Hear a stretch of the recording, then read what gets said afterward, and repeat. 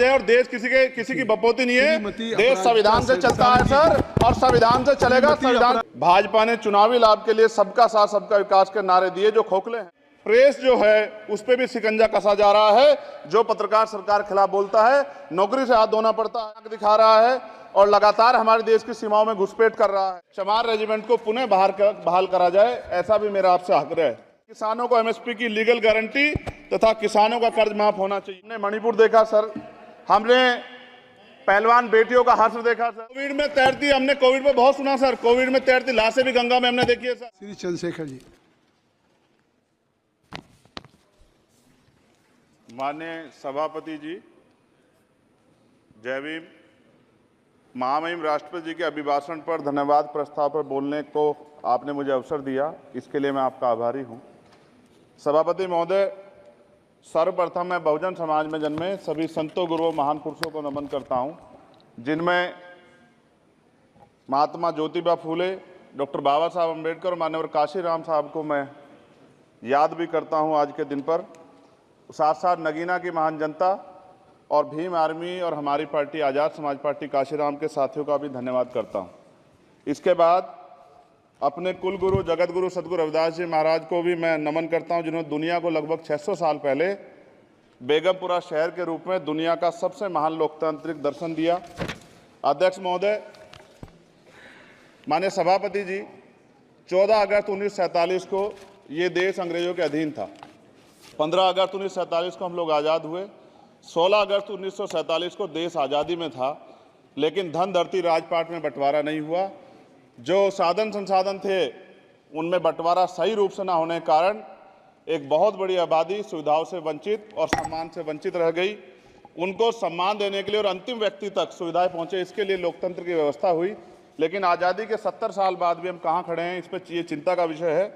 मैं मानता हूं कि सामाजिक न्याय तभी होगा माननीय सभापति जी, जब जातीय जनगणना पूरी होगी और जातीय जनगणना कराई जाएगी और साथ साथ संख्या के आधार पर आरक्षण जो है वंचित वर्गों का बढ़ाया जाएगा। उसके साथ साथ जब राष्ट्रपति जी अभिभाषण पर बात रख रही थी तो उन्होंने शहरी और ग्रामीण क्षेत्रों के विकास की बात कही और ये भी कहा कि दुनिया में सबसे उत्तम शहर हमारे यहाँ बने। लेकिन माननीय सभापति जी, 70% आबादी तो गांव में निवास करती है, तो गांव की आबादी के बारे में भी सोचना होगा कि उनका जीवन कैसे बदले। माननीय सभापति जी, उच्च शैक्षणिक संस्थानों में बहुजन समाज के जो छात्र हैं उनके साथ कास्ट एट्रोसिटी हो रही है, निरंतर उनकी हत्या हो रही है। साथ साथ जो सरकारी कर्मचारी हैं दफ्तरों में, उनके साथ भी जो SC ST OBC और मुस्लिम और अन्य धार्मिक अल्पसंख्यक उनके साथ भी माननीय सभापति जी जातिगत और धार्मिक जो है शोषण किया जा रहा है।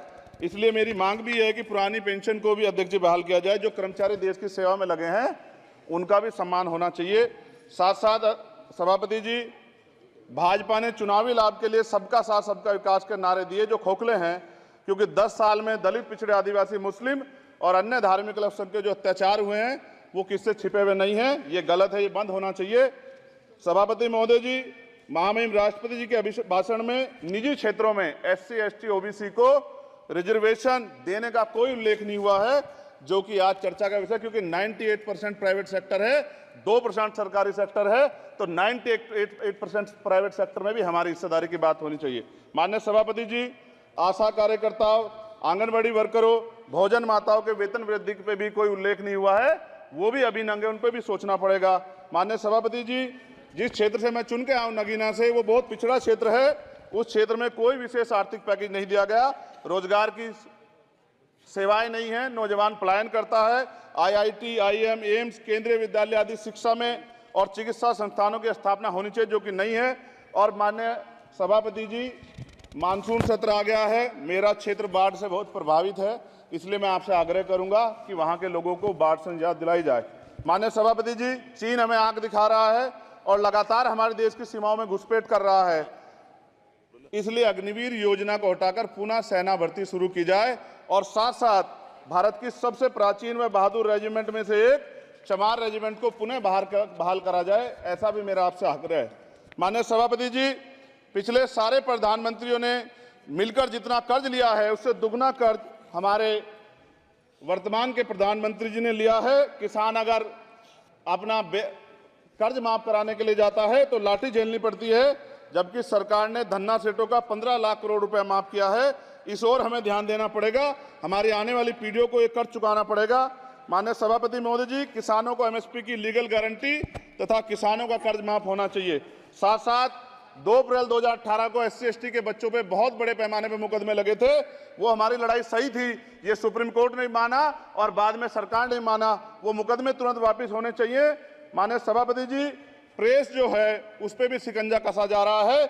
जो पत्रकार सरकार के खिलाफ बोलता है, नौकरी से हाथ धोना पड़ता है। और सोशल मीडिया हमारा हथियार है, उस पर तरह तरह के प्रतिबंध लगाए जा रहे हैं और विरोध करने वालों को सोशल मीडिया हैंडल भी सस्पेंड करा दिए जा रहे हैं।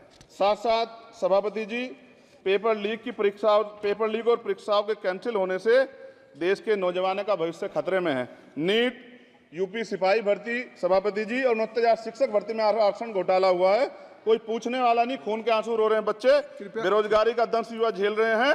इसलिए मेरा आग्रह है कि युवाओं के लिए कृपया समाप्त करें। चंद्रशेखर, माननीय सभापति जी, मैं पहली बार बोल रहा हूं, आप कहेंगे मैं बैठ जाऊंगा। मैं आपकी बात, मैं संवैधानिक मर्यादा का पालन करूंगा, मगर हम तो माननीय सभापति जी सुन ही रहे हैं। आप बोलिए, 1 मिनट। धन्यवाद। 1 मिनट और बोलिए। अध्यक्ष सभापति जी, नारी सम्मान की बात करने वाली सरकार, हमने मणिपुर देखा सर, हमने पहलवान बेटियों का हर्ष देखा सर, और हमने सर हाथरस की बेटी का हर्ष देखा सर। और हाथरस के परिवार को जो वादा किया था सरकार ने, वो भी पूरा नहीं किया। और महिलाओं में भी, स्पेशली दलित, पिछड़े और मुस्लिम वर्ग की, आदिवासी वर्ग की महिलाओं के साथ आज भी NCRB का डाटा कहता है सर, जो जुल्म हो रहा है वो सहनीय नहीं है सर। साथ साथ कोविड में तैरती, हमने कोविड में बहुत सुना सर, कोविड में तैरती लाशें भी गंगा में हमने देखी है सर, और मजदूरों का हाल भी हमने देखा है। सभापति जी, बस सब समाप्त कर रहा हूं। नोटबंदी पे छोटे मजले उद्योग की जो कमर टूटी वो भी हमने देखी है। सभापति जी, शैक्षणिक संस्थानों, विश्वविद्यालयों में, चिकित्सा संस्थानों में OBC ST के योग्य अभ्यर्थी को NFS करके जिस तरह निकाला जा रहा है, लेटरल एंट्री करके जिस तरह हमारे रास्ते बंद किए जा रहे, ये भी हम देख रहे हैं सभापति जी। साथ साथ मेरा ये कहना है सर, ये सबका इशू है कि प्राइवेट कर्मचारी सर और सरकारी भी कई जगह पे 8 से ज्यादा घंटों से काम करते हैं और उनको जो सर उचित वेतन भी नहीं मिलता। तो न्यूनतम वेतन 20,000 रुपए तय हो और 24 घंटे की ड्यूटी। उदाहरण के तौर पे यूपी पुलिस सर बहुत पूरा काम करते हैं वो लोग। वो राज्य के विषय हैं, आप यहाँ सर मैं आपके राज्य सरकार के लिए भी आपके संज्ञान में डाल रहा हूँ विषय सर। पुलिस सब जगह है सर, लेकिन सवाल ये है सर, बहुत पसीना बातें हैं, 8 घंटे की ड्यूटी और वेतन विसंगति, वोटर स्कीम से उनको जो है बाहर किया जाए। माननीय सभापति जी, 1 मिनट चाहिए सभापति जी। राष्ट्रपति जी ने धर्म के बारे में बात की थी। राम मंदिर से पहले हमारे गुरुघर तुगलकाबाद का फैसला आया था राष्ट्रपति जी, वो सभापति जी अभी तक दिल्ली में स्थित सदगुरु रविदास जी महाराज का गुरुघर नहीं बना।